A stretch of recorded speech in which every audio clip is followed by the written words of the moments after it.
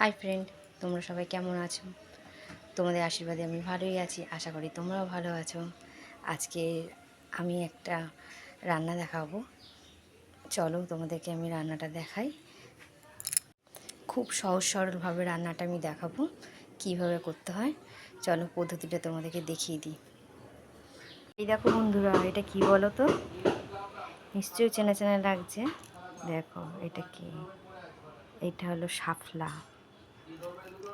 আজকের এই শাপলা রান্না করব। চলো কিভাবে রান্না করি দেখতে থাকো। আগে আমি শাপলাটা ভালো করে কেটে নেব, কেটে নিয়ে তারপরে রান্নাটা করব। শাপলাগুলো আমার ছাড়ানো হয়ে গেছে। সিনথেটিক টাইপের আঁশগুলো ছিল, ভালো করে আঁশগুলো ছাড়িয়ে পরিষ্কার করে ধুয়ে নিয়েছি। গরম জল বসেছি কড়াইতে, তার মধ্যে একটু নুন আর একটু হলুদ দিয়েছি। জলের মধ্যে শাপলাগুলো দেবো, দিয়ে ভালো করে শাপলাটা সিদ্ধ করে নেব। শাপলা সিদ্ধ করতে বেশি সময় লাগে না। আর আমার শাপলাগুলো জলেতে দেওয়া কমপ্লিট হয়ে গেছে, তো উঁচু হয়ে আছে। তো এই যখন সিদ্ধ হবে শাপলা, এগুলো জল এগুলো বেরিয়ে যাবে, বেরিয়ে গিয়ে অল্প হয়ে যাবে। তো এবার আমি ঢাকা দিয়ে দেবো, দিয়ে ভালো করে শাপলাটা সিদ্ধ করে নেব। শাপলাটা আমার সিদ্ধ হয়ে গেছে, এসে দেখো। এবার এটাকে আমি একটা চুবড়ির মধ্যে দিয়ে জলটা ঝারিয়ে নেব। কত জল উঠেছে, জলটা ঝারিয়ে নেব। শাপলাটা রান্না করার জন্য আমি মশলা নিয়ে নিচ্ছি। এই পরিমাণের সর্ষে, 1 চামচ সর্ষে, বেশি নেব না। আর 5-6টা লঙ্কা, কারণ শাপলাটা হচ্ছে ঝাল হয়, কম লঙ্কায় দিতে হয়। আপনারা যদি বেশি ঝাল খান তাহলে আপনারা লঙ্কাটা কমিয়ে বাড়িয়ে নিতে পারেন। এবার আমি এটা ভালো করে বেটে নেব। আর মাছ ভাজাটা চলছে। মাছগুলো আমি লাল লাল করে ভেজে নিয়েছি, মাছের মাথাগুলো। আর নিয়ে নিয়েছি কালো জিরে, তেজপাতা, হলুদ। আর মশলাটা তো আমার অলরেডি বাটাই হয়ে গেছে। এবার আমি কড়াইয়ের মধ্যে মাছ ভাজার তেলটা ছিল, মাছ ভাজার তেলের মধ্যে কালো জিরাটা দিয়ে দেবো।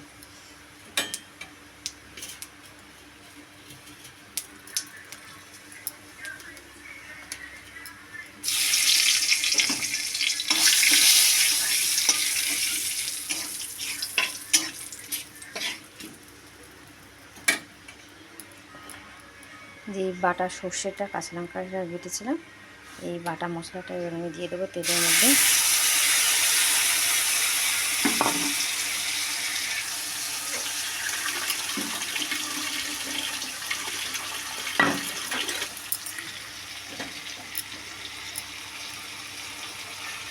বাড়িটা ভালো করে ধুয়ে নেবো, ধুয়ে মশলাটা দিয়ে দেবো।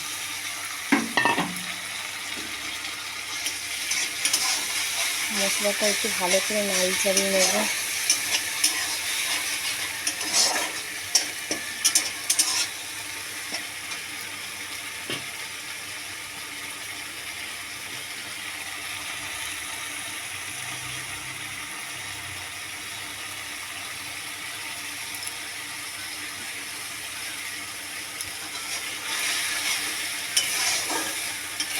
মশলাটা যাতে না কড়াইয়ে ধরে যায়, সেই জন্য বারে নাড়তে হবে।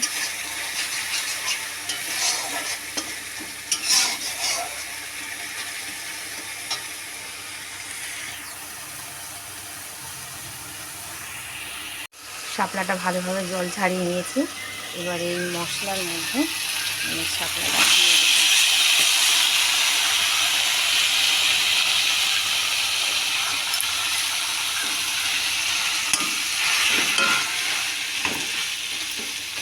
শাপলাটা দিয়ে দিয়েছি, আর এখানে ভেজে রাখা মাছের মাথা আমি দিয়ে দেবো।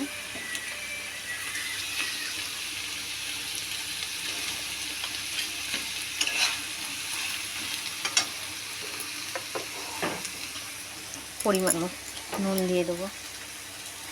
নুন বেশি দেবো না, কারণ শাপলাটা সিদ্ধ করার সময় একটু নুন দিয়েছিলাম।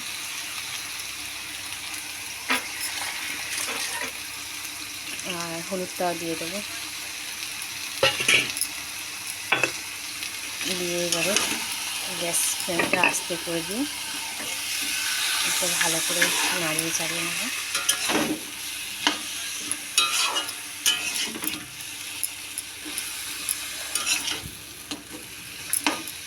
মাছের মাথাটা আপনারা ভেঙেও দিতে পারেন, আমি ভেঙে দিই না, আর এটা শাপলাতে সিদ্ধ হয়ে যায়, মাছের মাথাটা ভেঙে যাবে।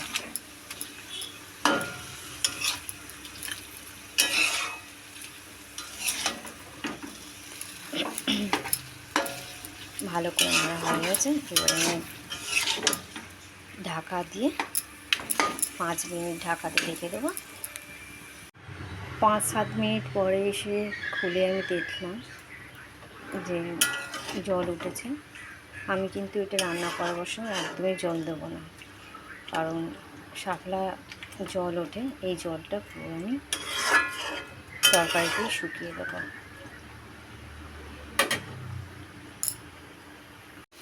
আমার তো শাপলা রান্না কমপ্লিট হয়ে গেল, আর একটু রস রস মতন আছে, এটা পুরোটা শুকিয়ে নিতে হবে। গায়ে গায়ে লেগে গেলে আমি নামিয়ে নেব। কাটতেই একটু সময় লাগে, কিন্তু রান্না করতে বেশি সময় লাগে না। খুব সহজ সরলভাবে রান্নাটা আজকের আপনাদেরকে আমি দেখালাম, আপনারাও করবেন এইভাবে, খুব ভালো লাগে খেতে। রান্নাটা আমি আমার মায়ের কাছ থেকে শিখেছি, বেশি সময় লাগে না, রান্নাটা খুব ঝটপট হয়ে যায়।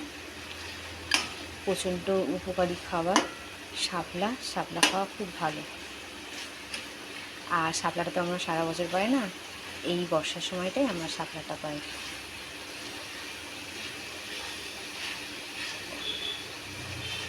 এটা একটু জল ঝাড়িয়ে নিতে হয় বেশিক্ষণ ধরে, জলটা ঝাড়িয়ে নিলে বেশিক্ষণ রান্না করতে লাগে না, খুব ঝটপট রান্না হয়ে যায়। আমার তো রান্না কমপ্লিট, বন্ধুরা চলে এসো, লেট করো না। আমার রান্না কমপ্লিট, এই যে দেখো বন্ধুরা, শাপলা রান্না কমপ্লিট হয়ে গেছে। আমি একটি পাত্রের মধ্যে রেখে দিয়েছি। তো আপনারা এইভাবে রান্না করুন, খাবেন, খুব ভালো লাগবে খেতে।